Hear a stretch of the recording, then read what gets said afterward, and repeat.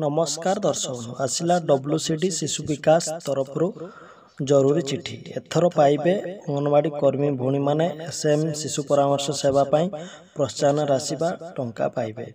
एवं साम चाइल्ड पोषण अभियान अंतर्गत NRC CSC PSC को पठाइले 150 टंका एवं विजिट कले 150 टंका एमती 300 टंका पाइबे अंगनवाड़ी कर्मी बा दीदी माने जहाँकि वर्तमान लेटर आसी पहुँची शिशु विकास ओडिशा सरकार तरफ तबे खूब दिन मध्य आपण माने 300 टंका पाई परिबे तबे